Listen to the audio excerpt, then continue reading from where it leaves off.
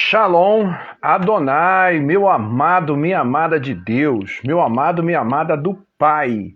Em nome de nosso Senhor e Salvador, Jesus Cristo, único mediador entre Deus e os homens, estamos debaixo desta cobertura de graça, pedindo mais uma vez a vossa atenção e a permissão para estabelecermos a conexão que já se tornou uma marca do nosso canal, uma dose de esperança em tempos oportunos e que já rodou norte a sul do Brasil. Já tivemos aqui vários pastores, homens de Deus, mulheres de Deus, missionários, missionárias, pastores, missionários na Espanha, pastor em Portugal. Tivemos aqui vários profissionais, psicólogos, terapeutas familiares.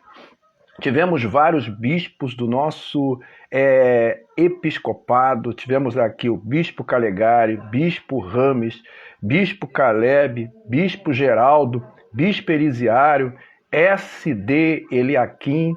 E hoje estaremos com a participação pontual do nosso amado e querido pastor Calegari, que é pastor aqui em Cataguases e também SD da nossa região.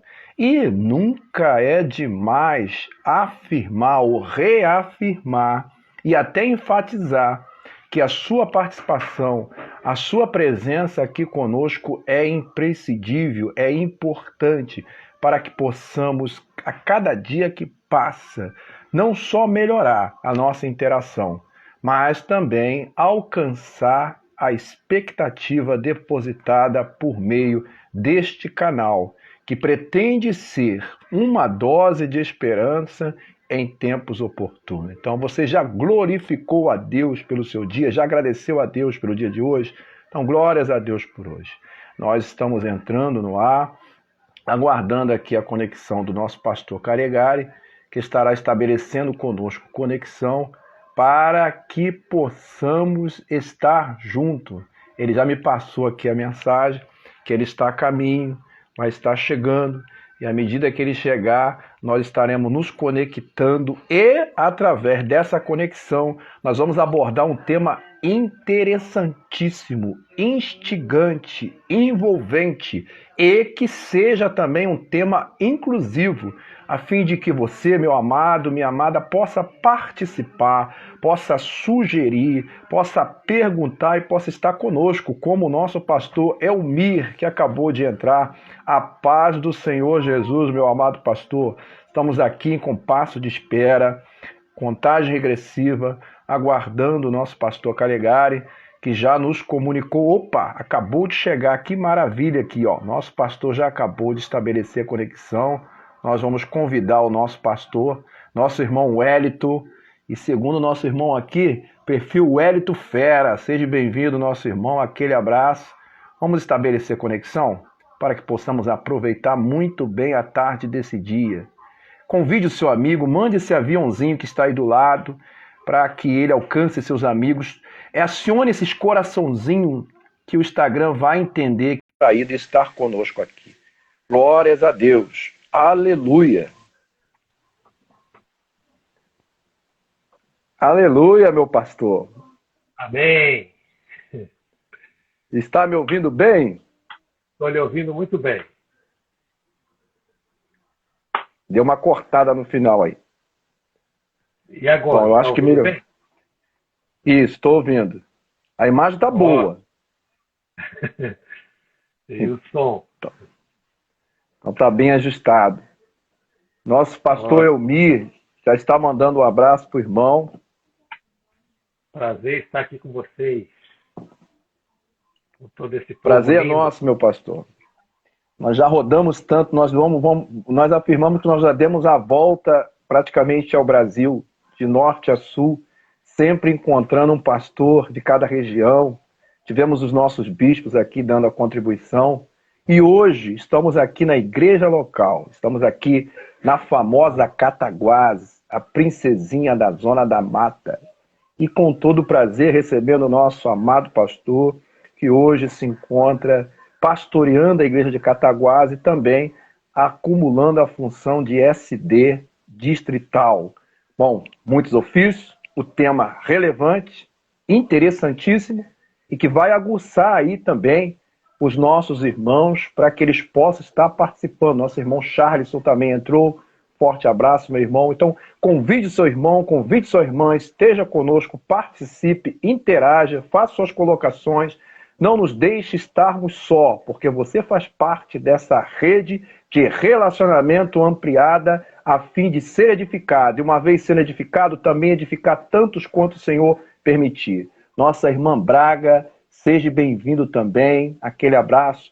Meu pastor Calegari, sinta-se à vontade nessa sala virtual, que já é sua, e faça sua introdução, suas considerações iniciais e apresente também a nossa tarde em oração, a fim de que o Espírito Santo venha nos inspirar. Amém. Vamos orar então. Amém. Pai, nós queremos te agradecer pelo momento que o Senhor nos proporciona estar juntos.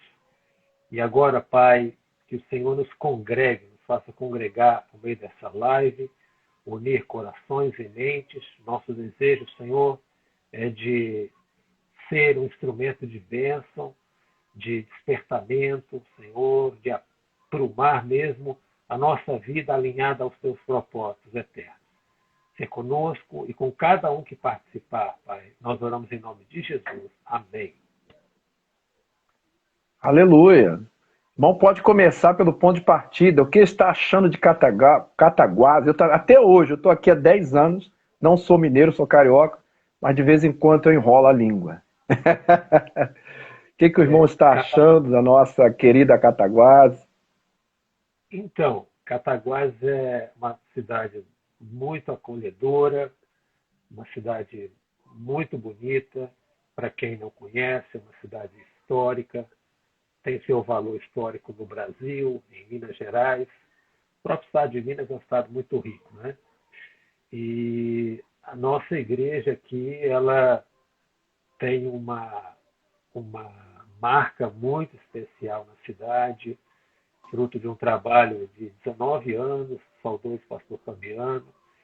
E estar em Cataguás, para mim, é justamente estar feliz por duas razões. Primeiro, pela cidade em si, por ser uma cidade muito agradável e acolhedora, e também por encontrar marcas tão fortes ainda, marcas que vão durar por toda uma geração, do ministério do saudoso pastor Fabiano. Então, isso é muito bom, porque ele foi um pastor que deixou muitas marcas positivas na cidade. E isso faz o trabalho muito mais prazeroso.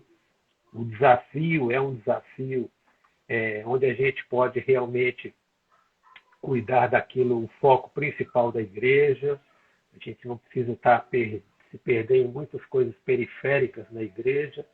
Quando eu falo de periférico, falo de problemas de vaidade, de manias, enfim, todo lugar tem. Eu sempre aprendi que todos nós temos nossas manias e nossos egos, mas assim como a gente, homem, que tem que fazer a barba constantemente, também a gente diariamente tem que ir aparando as arestas, aparando um ego aqui, uma mania ali, para estar sempre, né? Se deixar a coisa bagunçada, fica ruim, né?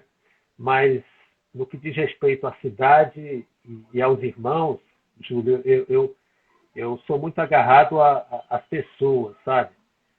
Já morei em todo tipo de cidade, metrópole, megalópole, já morei em São Paulo, já morei em Guarapari, quer dizer, eu estou falando de extremos em tamanhos, né?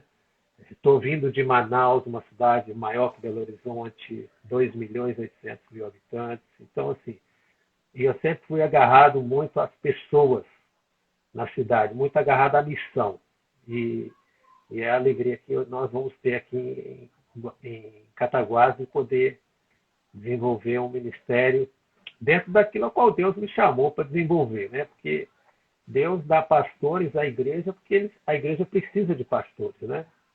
Pastor não é uma invenção do homem, nem uma invenção da organização, mas é uma necessidade do organismo. Eu falava hoje ainda com alguns irmãos ali na livraria Bom Pastor, né? Eu já vi que ali é um Isso, foco teológico isso, sobre a ali é. cidade. Eu falava sobre essa questão do organismo e da organização. O organismo é a igreja, é o corpo místico de Jesus na Terra, é a igreja de Cristo. E a organização é onde é o que a gente vai realmente estabelecer regras para relacionamentos e crescimento e reuniões, enfim, tudo é organização, né? E o nosso cuidado tem a ver, inclusive, com o nosso debate hoje, é, é como roupa. Você não vai ter um corpo que se adeque a uma roupa. É o contrário. A roupa, que é a estrutura, que é vou chamar de organização, ela tem que se adaptar ao corpo, né? Um pastor de uma comunidade pequena, eu digo pequena no número de membros, ele não tem que ter toda aquela roupa ou vestidura de uma grande comunidade, né? Muitas vezes eu já fui, ao longo do meu ministério, que eu já fui pastor de igrejas pequenas, a minha primeira igreja com 23 membros, e já fui até mais de 2.000. Então, assim, eu via muita gente querendo modelos, né? Querendo estrutura, e eu sempre chamei a atenção de que a estrutura, você não deve olhar para a estrutura de uma igreja, seja ela de que tamanho ou for, e tentar vestir a sua comunidade ou a sua igreja com aquela estrutura que não vai dar certo, né? Porque é assim, a estrutura tem que servir ao corpo, e não o corpo servir à estrutura. E dentro até daquilo que você já perguntou sobre Cataguases, a nossa busca no momento em Deus é entender o que Deus pretende, né? Trazendo a gente para cá. O que Deus pretende. Então, assim, para quem acha que eu já sei tudo, eu sei o que sei, né? Mas há coisas que eu não sei. E eu sempre digo que o que eu não sei é o que eu temo. E o temor aqui não é de medo, é de respeito, né? Então, aquilo que eu desconheço, né? Então, quando alguém olha e fala, mas ele já é um pastor, já tem 28 anos de ministério, já passou em tanto lugar, isso é credencial só para dizer por que eu estou de pé até hoje. Mas isso não é credencial para que eu exerça o ministério aqui abençoado em Cataguases, né? A gente tem que estar antenado 24 horas por dia com o que Deus pretende. A gente segue um Deus dinâmico, como eu já falei, o organismo é vivo, a igreja ela não pode... se eu tentar pôr uma roupa, voltando àquele exemplo inicial, que a igreja não cabe nela, a roupa cede, né? Vai espirrar. Então eu vejo às vezes lutas de pastores com seus ministérios locais, porque eles tentam de toda forma encaixar a igreja numa estrutura que eles acham que a igreja precisa. Falta esse tato, essa sensibilidade espiritual para entender que a igreja é do Senhor, então nós devemos estar antenados com o céu, nesse sentido. Eu acredito que hoje, pastor, a conversa vai realmente render bastante com a participação do nosso irmão, nossa irmã Sulamita, seja bem-vindo, nossa irmã Daiane, a nossa irmã Késia também está conosco na sala. Pastor Gustavo esteve aí mandando um abraço também. Pastor Gustavo está sumido, hein? Então hoje vai render. E lógico, se o irmão tiver disponibilidade, para que a gente não fique assim no ar, porque o tema ele é abrangente, e o que nós desejamos é que o amado pastor sinta-se à vontade, porque dentro de tudo isso que o irmão já abordou na entrada, justamente faz parte da nossa perspectiva. E até vou brincar um pouco. Nós somos dois flamenguistas aqui, atuantes, né? E nós sabemos que o nosso time vinha dando certo com o comandante, mas o comandante resolveu sair, sentiu saudade da família. E aí agora a direção está procurando outro com o mesmo perfil que se adeque ao padrão de jogo, de disciplina, enfim, do time. Lógico, isso é apenas um exemplo simplório, para a gente até brincar um pouco, descontrair um pouco, mas aonde eu quero chegar, que não vai ser fácil para esse substituto, e olha bem, Jesus, ele vai substituir Jesus. Também é outro termo irônico, que não é o nosso Jesus, o nosso mestre, mas por coincidência tem o nome Jesus. Então as pessoas aprenderam a amar esse Jesus aí, os torcedores aprenderam a amar, e o outro técnico, quando vier, vai inevitavelmente ser cobrado. Então, onde eu quero chegar?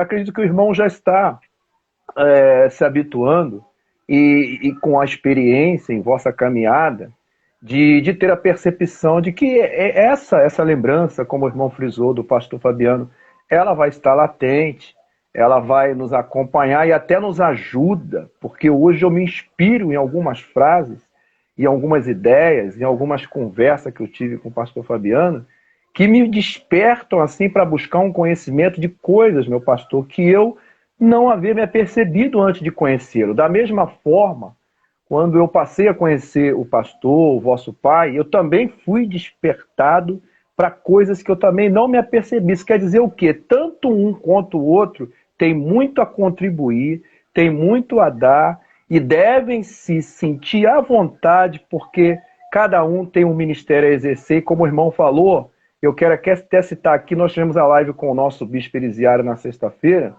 e ele nos trouxe em primeira mão, ele falou, pastor, não falei isso ainda com ninguém, e estou falando pela primeira vez, que nesse tempo que nós estamos vivendo, eu decidi pedir a Deus para que Ele me permitisse ouvir a voz dele como eu nunca ouvi, mesmo que seja por meio do Covid.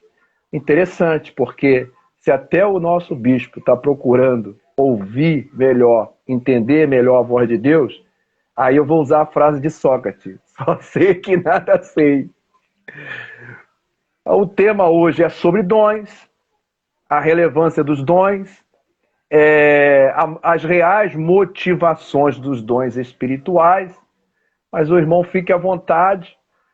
Como ponto de partida, a gente sabe que os dons ele tem um propósito, como nós temos um propósito, como a sua estadia aqui tem um propósito, e quando entendemos isso, as arestas, pastor, com toda certeza vão sendo aparadas, as coisas vão se ajustando, o irmão vai tendo a percepção do mundo, do ambiente que lhe cerca, e estamos aí. Nossos irmãos já estão participando, já estamos juntos. Fique à vontade, meu pastor. Vamos lá, porque o tempo parece que é 1 hora só, né? Mas se o irmão desejar, para ficar à vontade, a gente encerra essa live, a gente emenda uma outra, não para fazer mais 2 horas, mas apenas para finalizar, para a gente não ficar no ar, porque eu já cortei live aqui até sem orar. Ótimo. Uhum. Bom, vamos até ao tema, o foco hoje nosso, até que foi um tema proposto, né, que eu propus a você, e ele é um tema que eu sou muito apaixonado por ele.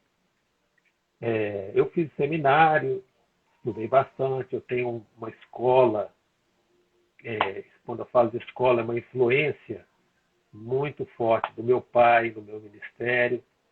Eu nasci, meu pai já era ministro do Evangelho, meu pai teve um ministério muito atuante, né? Ele sempre teve um ministério de protagonismo, e, enfim. E eu aprendi muito. Sou muito grato a Deus pelo privilégio de ter um pai, pastor, bispo também, mas apesar de bispo, esse sim, o bispo para ele era mais um título do que um ministério, um ofício, porque ele nunca deixou de ser pastor, mesmo enquanto bispo. Isso é um privilégio, mas ao mesmo tempo não é um privilégio daqueles que a gente tem que guardar numa moldura, não. É um privilégio que deve ser exercido, né? Ou seja, se Deus me deu esse fundamento na minha vida, eu preciso, de alguma forma, transformar essa herança, esse legado, em coisa prática para a minha geração. E por isso sou apaixonado por esse tema de dons e ministérios, da Igreja de Jesus, do Novo Testamento. Eu fui professor durante muito tempo de análise bíblica do Novo Testamento e teologia bíblica do Novo Testamento. Sou muito apaixonado pelos evangelhos, né? Eu me lembro que teve, no comecinho do meu ministério pastoral, na época que você sai do seminário com diploma na mão e você não tem a coisa prática, então você fica atrás de buscar na palavra do Senhor. Mais tarde, sim, me dediquei um pouco mais à teologia, à leitura dos livros, mas eu não queria que o meu ministério se fundamentasse na experiência dos outros. Por isso eu li, Júlio, nos primeiros meses e anos do meu ministério, eu li centenas de vezes o Novo Testamento, principalmente os evangelhos. Todo dia. Aliás, eu peguei uma veia, né, vamos dizer assim, numa pegada de ler o Novo Testamento todo. Você consegue ler em 11 horas, aproximadamente, mas depois eu fui afunilando mais o meu foco e eu fiquei nos evangelhos de Jesus ali, navegando, Mateus, Marcos, Lucas e João. Você com 4 horas lê isso tudo e todos os dias. Talvez isso me influenciou muito, até nas minhas pregações, nas minhas mensagens, porque eu não sou um pastor que prega muito tempo, muito conteúdo, porque quando eu vejo os evangelhos de Jesus, escritos pela igreja do Senhor, dentro das experiências que mais marcaram a vida deles, a gente vê que eram coisas muito pontuais e muito práticas, né, muito contemporâneas. E eu sou muito apaixonado pelo Novo Testamento, pelos evangelhos, pela igreja do Senhor. Isso está tudo ligado. O que eu estou falando aqui é porque ministério, dons, tudo ligado. Se a gente ficar olhando ministério e dom só para o que o apóstolo Paulo falou, nós vamos ficar limitados. Só para aquilo que está descrito no Antigo Testamento, nós vamos ficar descontextualizados. Então, a base, né, porque Paulo, muita gente, aliás, um outro debate, outra discussão, o Evangelho de Paulo, né, uma outra situação, a visão de Paulo da igreja, né, uma visão que ele mesmo diz, eu recebi do Senhor. Aí tem gente que pega aquilo e faz modelo, porque é uma experiência que ele recebeu e ele compartilha conosco. Mas eu também posso receber do mesmo Amém. Senhor, você e mais pastores. Então a gente precisa, a unção, ela não está no método, a unção está sempre no homem. Eu sempre aprendi com meu pai, e por isso que quando alguém, hoje mesmo, um pastor amigo de longe, me pediu, eu gostaria que você me mandasse aqueles manuais que você fez de igreja, aquelas coisas, mensagens. Eu falei, estou te mandando tudo para aí. Me dá o teu e-mail, vou encher a tua caixa de e-mail. Porém, isso aí não tem unção em nada disso, né? A unção vai estar na tua vida e no teu ministério. E diante dessa experiência, da gente tentar muito, sabe? Da gente buscar, de fazer mesmo o que Jesus estava falando, eu identifiquei ao longo do meu ministério, na vida prática, lendo a palavra de Deus, algumas bases para a nossa vida mesmo, para a nossa igreja. Antes de falar de dons e ministérios, a gente tem que olhar para os tipos de igreja que havia no Novo Testamento. Quando a gente olha, não aquelas 7 igrejas da Ásia, porque ali já está falando de outro tipo de igreja. As 7 embarcam num tipo só. Mas, fundamentalmente, a gente encontra 3 tipos de igreja no Novo Testamento. A primeira delas é a igreja de Jesus Cristo. A igreja de Jesus, não que as outras não sejam, mas a dele é a base para o resto, né? Como Paulo mesmo disse, Cristo é a base do fundamento. E sobre essa base, você decide que tipo de igreja vai ser edificada. Eu sempre digo que a base, que é Jesus, ela aguenta um arranha-céu em cima. Alguns preferem construir um galinheiro em cima dessa base, mas tudo bem, ela vai aguentar tudo. Mas ela aguenta um prédio grande. Não tem que ter medo, porque é a base firme e sólida. O líder, o pastor, o ministro da palavra, ele não tem que ter receios porque se a vida, o ministério dele está pautado em Jesus, nada vai derrubar ele, ele vai estar de pé. Então a gente tem no Novo Testamento, basicamente, 3 tipos de igreja. A igreja de Jesus, a igreja dos apóstolos e a igreja que eu chamo do Espírito Santo, que é aquela igreja que se manifesta por meio de dons e ministérios. A igreja de Jesus é o embrião disso aí, é como um embrião. O embrião, ele não é ainda a plenitude da coisa, até porque Jesus ele não veio com esse foco no ministério dele de fundar uma igreja, né? No sentido de trazer todas as regrinhas. Ele deu conceitos para a igreja porque ele ia deixar o Espírito Santo tomando conta desse negócio mais para frente. Jesus ele se torna o perfil do líder que ele é focado naquilo que ele deve fazer. E hoje em dia a gente tem pastores, líderes, pastoras também, quer fazer de tudo, né? Ou quer fazer tudo. E muitas vezes se perde nesse tudo aí, naquilo que vem fazer. Por isso que eu já, como disse na nossa live, eu estou chegando em Cataguases e eu não quero me perder em tudo. Eu quero fazer aquilo que Deus planejou quando me trouxe para cá. Então, eu quero estar focado no meu ministério aqui na cidade, naquilo que eu posso contribuir para ser bênção nos irmãos e em toda a comunidade da cidade. Mas a igreja de Jesus, Jesus diz claramente quem são as pessoas que vão fazer parte dela, né? Se você quer fazer parte de uma igreja metodista wesleyana, está lá o manual dizendo o que você deve fazer. Você tem que ter a sua aula de batismo, né? Tem que estar na igreja, pelo menos há 3 meses. Você tem que ter, se a pessoa for casada, né, não pode ser amaziada, tem que estar casada no civil, direitinho. E não é só da igreja metodista wesleyana, a grande maioria das igrejas históricas, elas têm seus pré-requisitos para fazer parte da sua organização, e não do organismo que é a igreja do Senhor. A organização. Pois bem, Jesus disse que na igreja dele, né, tem que nascer de novo. Pronto. E isso é uma coisa que é muito complicado você falar sobre novo nascimento, porque a gente pode até falar do que é, né? Mas eu sei o que não é uma pessoa nascida de novo. É muito fácil. Pelos frutos a gente conhece, né? Jesus já falou a respeito disso. Então, os membros da igreja de Jesus, eles precisam nascer de novo. Eu digo sempre que metade do trabalho pastoral que a gente tem é cuidar de gente que não nasceu de novo, né?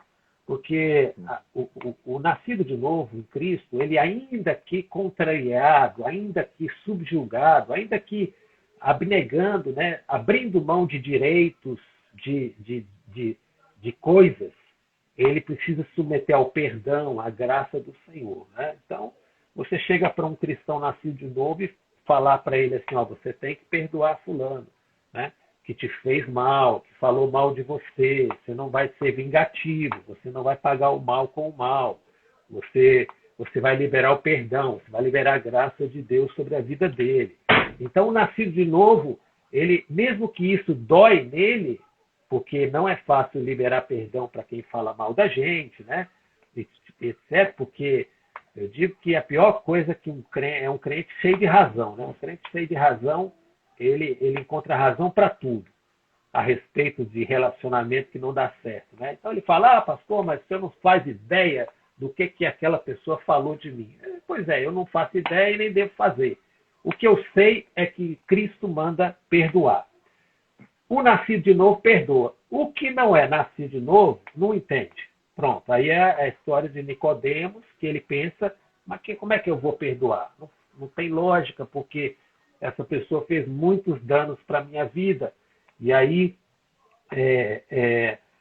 aí você tem que entrar com psicologia, né? Porque o nascido de novo, eu falo, você entra com a Bíblia. O que não é convertido, você tem que entrar com a psicologia, aquele gabinete de 2, 3 horas, falando as mesmas coisas sempre. Não tem nada de errado nisso, como Paulo já falou, até que Cristo seja gerado em vós. Então a gente vai ficar ali insistindo, com palavra, com conselho, né? Mas esse é o desafio aí, é o meu maior desafio, é lidar com pessoas que não nasceram de novo. Isso ao longo do meu ministério. E Jesus falou que a igreja dele se reúne em qualquer lugar. Nem precisa ser numa casa, não precisa ser num salão, pode ser na praça, na rua, em qualquer lugar. Aonde estiver 2 ou 3, ele está ali. Essa é a igreja de Jesus. Né? Então ela não precisa de ar-condicionado, não precisa de decreto do prefeito, ela não precisa de alvará, ela não precisa de som, ela não precisa de cadeira, nada. A igreja de Jesus só precisa de pessoas que se reúnam em nome dele, ali ele se faz presente. E, Aleluia. quem que pastoreia a igreja de Jesus? Ninguém. A igreja de Jesus, eu descubro que não tem quem pastoreie ela, porque Jesus falou para Nicodemos que é como o vento, né? Quando Nicodemos perguntou, Jesus falou, o vento, você ouve a sua voz, ouve o barulho, não sabe de onde vem, nem para onde vai. Aí Jesus fala, assim, ou seja, dessa forma, é aquele que é nascido de novo. Então, eu digo que o nascido de novo, não adianta, você pode tentar convencer ele de outra coisa, mas ele vai, dobra o joelho, ora, Deus fala com ele, ele vai fazer o que Deus está mandando. Ele não vai fazer o que o pastor, o presbítero, o irmão falou. Ele vai ser dirigido pelo Espírito Santo de Deus, e é assim, são pessoas que são livres nesse sentido, numa íntima comunhão com o Pai. E o governo da Igreja de Jesus, ele é muito simples também. Jesus disse assim, não queiram ser chamados de rabi, né? De rabi, porque um só é o vosso mestre, nós somos irmãos, a ninguém na terra chameis por pai, olha aí, a gente vê esse movimento de paternidade muito forte aí no Brasil, na igreja brasileira. Não estou aqui para condenar, mas eu posso sim dar o meu parecer, porque é lícito que eu julgue. Conforme a Bíblia fala, o julgamento começa na casa de Deus. Não para depreciar, nem para menosprezar ou diminuir. Mas a gente precisa entender o que é organização e o que é organismo. Se eu falar, não, o reino de Deus é assim, então eu não estou falando da minha placa, da minha convicção teológica, nem do meu entendimento pessoal. Eu estou falando do reino. Então o reino ele se pauta sobre valores que não são nem por revelação pessoal minha. São valores que já estão pautados na palavra. E Jesus fala lá, a ninguém na terra chameis por pai. Então eu respeito muito, inclusive, quem chega para mim e fala, o senhor é o meu pai espiritual. Eu até acho que a linguagem cabe num contexto de respeito, não de direcionamento, não de destino, ou de eu tentar direcionar ou manipular, que é uma palavra feia, mas muito verdadeira nesse tipo de ministério hoje em dia, de manipulação, né, de dependência das pessoas.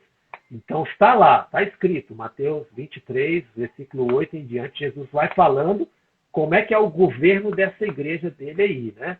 Não tem pai, só um que é o vosso pai que está nos céus. E a ninguém chameis de mestre, porque um só é o vosso mestre, o maior é aquele que serve. Né? Então a igreja de Jesus é uma igreja, é a igreja raiz, vamos chamar assim, a igreja raiz. Né? Eu não estou dizendo que ela invalida as demais, mas ela é a base. A gente tem que construir na nossa igreja local qualquer coisa em cima disso aqui. Né? Então, qualquer coisa que eu digo, nós vamos pensar, nós vamos debater, nós vamos opinar, nós vamos falar de horário de culto, dia de culto, liturgia de culto, mover da igreja, como que ela vai se movimentar na sociedade, porém, tudo isso pautado nessa igreja, que é a igreja de Jesus. Agora, segundo tipo de igreja que a gente encontra no Novo Testamento, é a igreja do que eu chamo dos apóstolos. Né? Porque Jesus foi para o céu e aí ficaram ali os 12, 11, mas depois lançou sorte. Olha aí, Jesus, para nomear os seus discípulos, ele foi no monte, ele ficou em oração e tal. Os apóstolos acharam mais conveniente para eles lançar sorte. lançar um dado lá e alguém que foi entrar no lugar de Judas no apostolado. Então a gente percebe que já começa os princípios, aí que eu falo de princípios, começam a ser atropelados pelos apóstolos ali. Porque a tendência nossa, pastor Júlio, é de replicar aquilo que a gente acha que é o modelo correto. E por mais que Jesus tivesse convivido com esses homens por pegarmos a cronologia do Novo Testamento, entre 50 dias narrados ali, até 3 anos e meio, se a gente pegar alguns eventos e tentar mensurar no calendário, foi o tempo que Jesus andou com esses discípulos aí. Então, não foi importante para Jesus dizer como que a igreja ia funcionar. Foi importante para ele dar as bases, como ele mesmo falou e nós já dissemos aqui. Agora, os apóstolos começam, então, dentro de uma experiência deles, na falta de algo que viesse do céu, eles replicam algo que eles já estavam acostumados. O que eles estavam acostumados? Ao sistema sacerdotal judaico. Esse era o costume. Então, pronto, Jesus foi, tanto que eles continuam em Atos 2. Como é que eles continuam? Reunidos no templo. Que templo é esse? Não é a igreja em todos os lugares. Não, é num templo, era um só, em Jerusalém, e nas casas, ali mesmo. Então a gente percebe que a gente vê Jesus pouco no templo, né? A gente vê Jesus mais andando nas sinagogas, porque ele não centraliza o ministério dele em Jerusalém, ele anda no meio do povo, mas aí a gente vê que os apóstolos, eles centralizaram o ministério deles ali em Jerusalém. E Jesus foi muito claro ao dizer, ficai lá, sim, até que do alto sejam revestidos, e depois sereis minhas testemunhas. O depois veio bem depois mesmo, porque eles continuaram acomodados ali a uma circunstância, né? E eu não estou falando isso, eu estou falando isso para contextualizar a realidade de hoje, porque é assim, é natural, é nosso, é do ser humano, é do Calegari, se ele não ficar buscando revelação, buscando o altar, buscando a palavra, é natural que ele vai administrar uma zona de conforto, vai administrar uma situação. Isso é natural, é do homem. Eles ficam em Jerusalém, aí tem aquela perseguição, é uma outra história, para eles poderem, então, ser espalhados. Aliás, o próprio apóstolo Paulo, numa espécie de tapa de luva dos apóstolos, ele fala, ó, vocês que são os apóstolos de pedigree, vocês estão tudo aí em Jerusalém. Eu sou o filho abortivo, aquele que foi buscar lá no caminho o que era esterco, o que era o subproduto do judaísmo. Deus foi me buscar para eu pregar o evangelho a toda criatura, né? Vamos tentar aqui resumir de uma forma simplista isso, e eu acho que ela cabe bem no exemplo. Então, os apóstolos, a igreja dos apóstolos é aquela igreja com o sistema sacerdotal. É assim como funcionava no templo, os saduceus que se ocupavam pelo templo, eles faziam separação entre quem servia e quem não servia, entre os que podiam e os que não podiam, entre o que era espiritual e aquilo que não era espiritual. Jesus nos mostra que tudo acaba sendo espiritual. Quando eu dou um copo d'água, eu estou cumprindo o reino, né? Já os discípulos, não. Espiritual é cuidar da palavra. Nós vamos levantar aqui, Atos 6, né? Homens que vão cuidar da distribuição de alimentos. Ou seja, nós continuaremos no ministério da palavra e da oração. Aí você percebe que isso aqui é a igreja dos apóstolos. Não é aquela igreja que Jesus falou lá atrás. E eles começam a institucionalizar a igreja, e é o que eu já falei no comecinho, que a gente estava falando, tentar adequar o corpo à roupa que eles tinham. A roupa era essa, então nós vamos encaixar o corpo nessa estrutura. Jesus deixou o alerta lá atrás, quando ele disse o pano novo não se põe remendo novo, aliás, no pano velho, né? Não se põe vinho novo em odre velho, mas os apóstolos, acho que eles não entenderam, eles devem estar pensando que ele estava falando de roupa ou de vinho mesmo. E o que Jesus estava dizendo é que o reino ele não pode ser contido dentro de uma estrutura humana, física, por mais justa e correta que seja, e excelente que seja. E os apóstolos, então, começaram ali, Atos 6, eu vejo que é realmente a demonstração clara, né? Porque eles instituíram diáconos, e olha só, que eles até o princípio é bom, homens cheios do Espírito Santo, que bom, cheios de fé, maravilhoso. Mas para quê? Para distribuir cesta entre as viúvas, né? E eles escolheram bem, mas a missão é que não era essa. Por quê? Porque eu não leio em lugar nenhum que Estevão e Filipe, que foram os dois mais famosos daquele grupo de diáconos ali, ficaram distribuindo cesta básica. Aqui fique claro que eu não estou menosprezando uma coisa. O que eu acho é que a mesma ação social numa igreja é algo feito por pessoas cheias de Deus e do Espírito Santo, sim. Mas que aquilo ali é tão importante quanto palavra, oração, adoração. Aquilo, valor é o mesmo do pastor que está ministrando na frente, sabe? Todos são importantes, todos. Não há essa divisão aí. Nós vamos cuidar da parte mais espiritual e isso aí não é tão espiritual. Não. Aí, por que eles escolheram esses homens? A gente vê Filipe pregando o evangelho lá, né? Ele chega perto do eunuco primeiro, né? Se não me falha aqui a memória, e ele prega o evangelho para o eunuco, quer dizer, está bem longe de Jerusalém, onde ele deveria estar lá. Eu acho que naquela reuniãozinha, segunda-feira, os irmãos lá da cesta básica, vamos lá. Cadê Filipe? Sumiu. Filipe não está aqui, gente. Esse Filipe é um irresponsável. Onde já se viu, né? E cadê Filipe? Está lá no entroncamento, numa estrada onde vinha o eunuco, né, da rainha da Etiópia, o tesoureiro, para adorar o Senhor.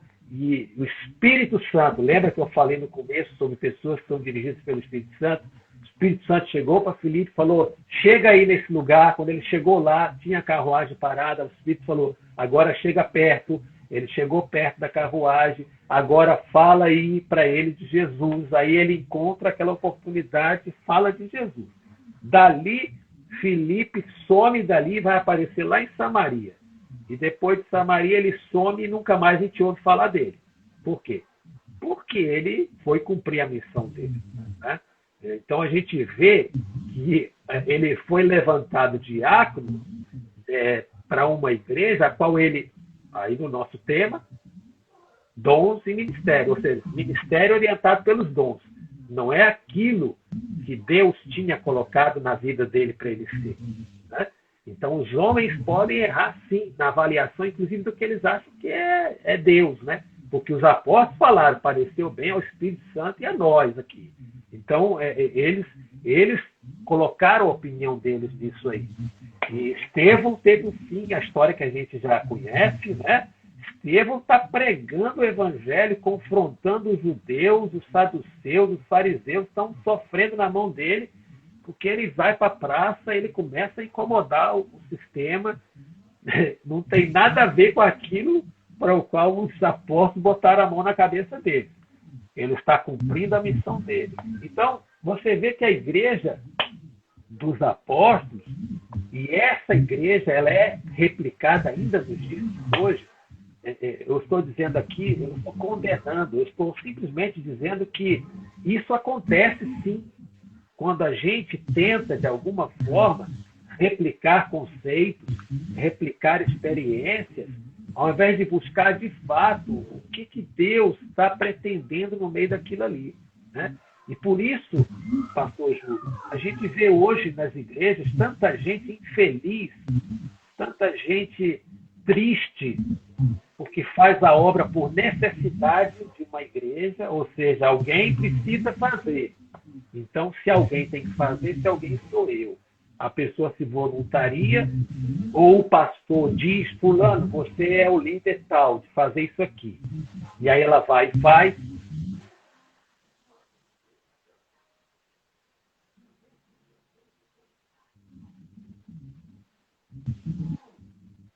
Que é aquele era a situação de eleição para líderes, né? Eu não quero concorrer porque não aguenta mais. Por quê? Porque ministério não é você que carrega o ministério, é o ministério que te carrega. Né? Eu tenho isso muito para a minha vida. Não é pesaroso para mim ser pastor. E se eu não fosse pastor, eu não estaria de pé. Porque é o ministério que me carrega. Eu olho muito para aquela experiência de Moisés e o seu irmão Arão, né? Quando tirou a veste sacerdotal de Arão, aí ele morre naquele momento. Porque aí parou o sentido da vida para ele. Não tinha mais razão de ser. Porque é o ministério que carrega a gente. Não é a gente que tem que carregar o ministério. Quando as pessoas carregam o ministério, são pessoas cansadas, enfadadas, infelizes, famílias se desfazendo. E de forma mais desonesta a gente ouve pessoas dizer: meu casamento acabou por causa da igreja, do ministério. Isso é desonesto com a palavra, é desonesto com o reino. Ele acabou porque alguém foi orgulhoso, ele acabou porque alguém foi vantajoso. Né? Quando eu vejo líderes, pastores principalmente, dizendo que estou dando a minha vida, é mais importante a igreja do que a família, né? Na verdade, muitas vezes há muito de orgulho pessoal nisso, entendeu?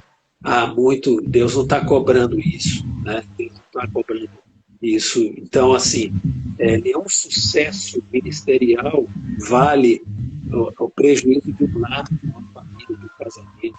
Então, se alguém está deixando suas responsabilidades em segundo plano por causa da igreja, está servindo a um outro Jesus que não. Eu sei que é duro falar isso, mas eu digo isso com muita tranquilidade, tá? Porque o nosso Senhor, ele nunca pediu isso. Ele nunca pediu. É a minha vida, eu tenho que dar a minha vida. Não, já teve um que deu a vida pela igreja, tá? Então, eu, pastor Calegari, eu posso gastar a minha vida por opção, dar a minha vida, ficar doente, ficar neurótico, ficar estressado, porque eu quero fazer tudo na igreja, eu vou ser um pastor centralizador, eu vou ser aquele pastor que quer controlar tudo. Eu vou fazer isso por minha conta. O céu não tem nada a ver com isso. Minha família vai sofrer por minha culpa. Então, o pastor que alega ministério, trabalho na igreja, para justificar o fracasso dentro de casa, eu lamento muito. Deus não está em nada disso aí. Isso é sacrifício de tolo, porque Jesus já deu a vida dele pela igreja.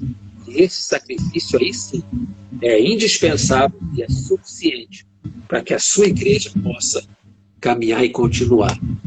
Então, eu não quero me alongar muito mais, Júlio, para dar oportunidade aí a vocês. A Igreja dos Apóstolos é uma igreja direcionada, né, pelas pessoas. Elas buscam Deus, mas elas querem imprimir no ministério a experiência deles pessoal, né? Lá em Atos 15, 22, diz assim: pareceu bem aos apóstolos e aos anciãos com toda a igreja eleger homens dentre eles e enviá-los com Paulo e Barnabé para Antioquia, a saber, Judas, chamado Barsabás, e Silas, homens distintos entre os irmãos. Você vê que na hora de comissionar pessoas, de mandar gente no campo, pareceu bem aos apóstolos, aos anciãos. Anciãos é o quê? É o modelo sacerdotal lá da sinagoga, né, que a sinagoga judaica era governada por 70 anciãos, e esse modelo ele acaba sendo replicado na igreja. Pareceu bem aos apóstolos, aos anciãos e à comunidade mandar. Em nenhum momento nesse versículo entrou o Espírito Santo para falar o seguinte: é esse aqui que eu quero que vá lá para tal lugar. Aí você vê pessoas infelizes à frente de trabalhos, de igrejas, congregações, ministérios, departamentos. Por quê? Porque foi bom para o pastor, foi bom para o presbitério, foi bom para a junta diaconal, foi bom para a igreja que elegeu ele e mandou e disse: você é a pessoa, vai. quando na verdade o Espírito Santo tinha outra coisa preparada para essa pessoa, não é? Então, aí o Espírito Santo, que é o terceiro modelo de igreja que eu vejo ali do Novo Testamento, ele entra para salvar essa, vou chamar dessa bagunça emocional, relacional e até espiritual. Ele entra para pôr ordem nisso aí e começa a mostrar, e o apóstolo Paulo diz, cada um tem o seu papel, mesmo aqueles que a gente acha que são os mais fracos. É o que ele ainda diz, as partes do corpo que a gente tem como mais desonradas, né? Não está falando da nudez, né? A gente esconde,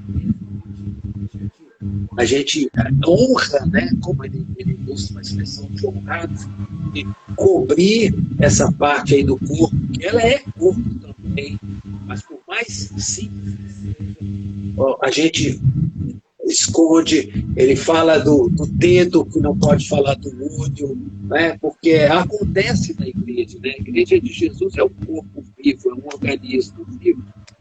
Só que dentro da igreja, a gente tem vários tipos de ministérios e chamados. Quando a gente fala de ministério é a ponta de um processo que começa primeiro com talento natural, né? Então, a menos que o Espírito Santo chega para mim e fala, Calegari, receba agora a voz do Anderson Freire. Então, ou a voz do Leonardo Gonçalves. A menos que o Espírito Santo faça isso, que eu creio que ele pode fazer, mas essa não é a regra, essa é a exceção. Primeiro, a pessoa tem que ter o talento natural. Então, você coloca no louvor, para estar ali cantando, primeiro tem que ter o talento natural. É o talento natural para aquilo, né? Eu estou falando de louvor ligado à voz, tem outro tipo de talento que eu não vou falar também. Mas eu vejo que o talento, ela é a base. Ah, pastor, mas o talento não é o dom? Não, o talento é a base. Ah, mas a base é humana. Mas quem criou o humano? O humano, quem criou foi Deus. Sabe? Deus, todos nós aqui, eu, você, todos os colegas que estão aqui comentando embaixo, gente, todos nós fomos chamados, nascemos para um propósito. Todos nós temos um propósito. Mesmo quando a gente não sabia, ele já nos escolheu. Deus falou, que Jesus falou para André, eu vi você lá na figueira, debaixo daquela figueira. Ou seja, é o que o salmista falou. Aí, quando eu estava no ventre, quando a minha mãe não sabia ainda que estava grávida, o Senhor já nos conhecia, né?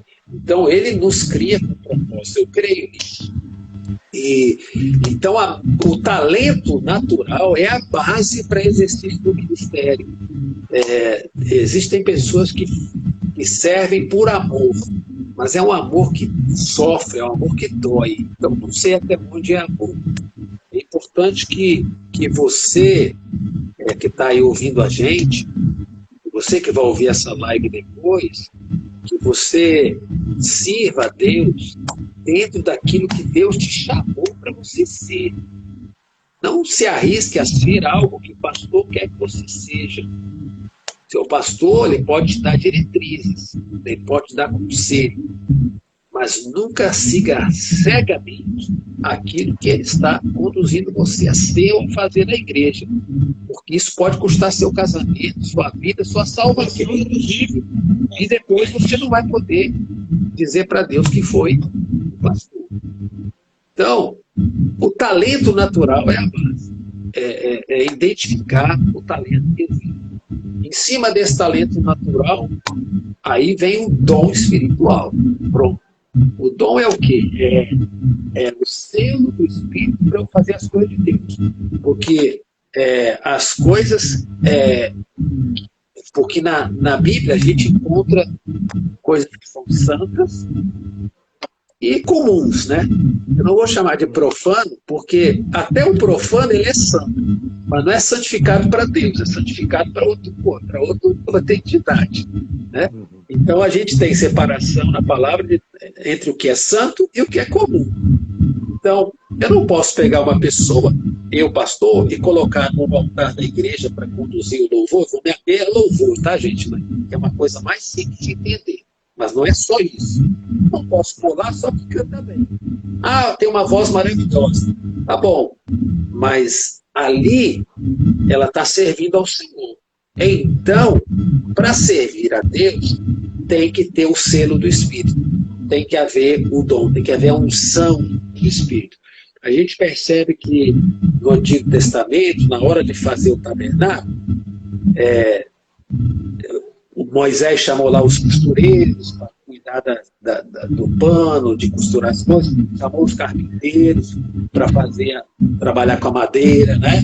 Os ourives, mas todos eles tiveram que ser ungidos ou consagrados para trabalhar no templo, na casa do Senhor.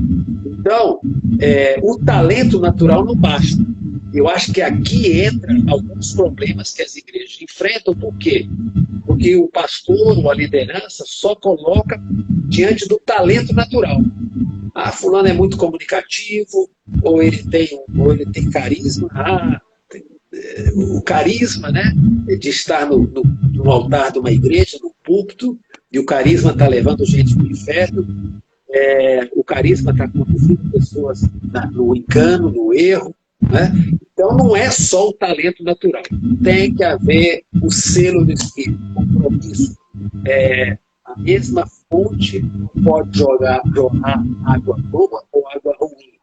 O vaso tem que ser para honra. Então nós não podemos ter uma pessoa no Ministério de Louvor lá, exercendo seus dons excelentes, para a glória de Deus, para a honra da casa do Senhor. Esse mesmo irmão aí fora da cidade, ser uma pessoa descomprometida, com mau testemunho, quem sabe viciado, violento, ou uma pessoa que é violenta com a esposa, promete, não faz, ou seja, se está ali, é obrigado a estar ali, mas se está ali no altar, o vaso tem que ser para honra, não para desonra. Diante do talento natural e do dom, vamos dizer assim, aí nós temos o ministério. Então, por que colocar pessoas que têm capacidades para um ministério? Eu vejo muito isso acontecer, vi já muito acontecer, já fui protagonista desse engano, então falo com tranquilidade aqui. Tá? Não estou falando de outros, já fui desses. Preciso de um líder para os homens. Eu vou e pincelo fulano. Preciso de um líder para os homens. Vou lá e pincelo quem vem e traz. Dentro de uma necessidade. De local, uma liderança aprovada pela igreja, quem não era aprovada. Então, o ministério tem que ser orientado. Né? Então, há pessoas, eu me lembro de uma irmã missionária, ela sempre foi colocada pela instituição e pela Meu pastor, só para não interromper o irmão, falta 1 minuto para a gente derrubar essa live. Falta 1 minuto para a gente encerrar. Aí para o irmão parar no testemunho da irmã e a gente vai voltar para a segunda live já do ponto de partida do testemunho da irmã. Porque se eu deixar, acabou que vai cortar. Aí eu quero convidar os nossos irmãos, estejam conosco, volte conosco, porque olha, a live ela está além das nossas expectativas, muito além da nossa expectativa. O discorrer do pastor, ele aprofundou e ele está tratando áreas importantes da igreja, pontuais. Então, convido você, está conosco. A gente vai encerrar a live. Convide mais alguém. Fale para o seu amigo, para a sua amiga, olha, tem um papo lá, um bate-papo relevante, interessante, empolgante, contagiante. Você não pode ficar de fora. Então a gente vai encerrar daqui mais alguns segundos, vai salvar a live e vamos reiniciar. Exatamente, em 20 segundos a gente vai estar encerrando e o nosso pastor vai voltar do ponto de partida onde ele parou, que é do testemunho da nossa irmã missionária. Então é só um minutinho que é o tempo de eu nomear a live, salvar ela e abrir outra live. Olha, não saia daí não. O Bispo Rames já esteve aqui conosco, já está presente. Pastor Márcio também. Nosso irmão Fábio Gomes